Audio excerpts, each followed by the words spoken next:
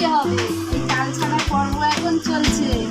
তাল ছানা হচ্ছে আর আমার মেয়ে তালটাকে নরম করছে ঘেঁষে ঘেঁষে, আমি ছানছি। আর এই নারকেল আছে, নারকেল দিয়ে তাল দিয়ে আজকে একটা পিঠে হবে। এই তালের নোট, নারকেল গুঁড়ো, চিনি, নুন দিয়ে মাখানো হচ্ছে। আর এই নারকেল গুঁড়ো রেখে দেওয়া হয়েছে, আবার লাগলে আবার একটু দেবো।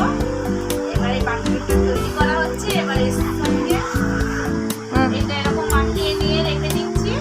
এবার মা এসে এর সঙ্গে সুজি ময়দা দিয়ে মিক্স করে পিঠে তৈরি করা শুরু হয়ে করে দেবে।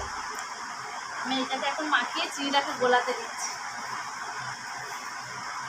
বানানো চলছে, এখন ভাজা পিঠে হচ্ছে, গুলগুলি সব এক খোলা হয়েছে।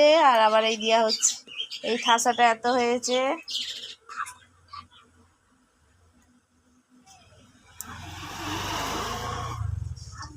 এই একটা পিঠের ব্যাটার তৈরি করছে।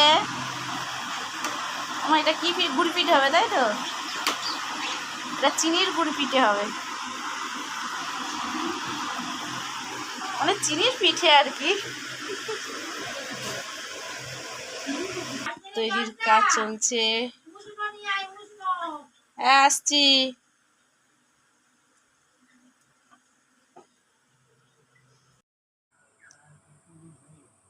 এই আমাদের সব পিঠে হয়ে গেছে। এই গুলগুলি, তালের বড়া আর চিনির ভাজা পিঠে, আমরা গুড় পিঠে বলি। সব পিঠে কমপ্লিট। এবার যদি ভিডিওটাই ভালো লেগে থাকে একটা লাইক, কমেন্ট আর সাবস্ক্রাইব করে দেবেন। টাটা বন্ধুরা।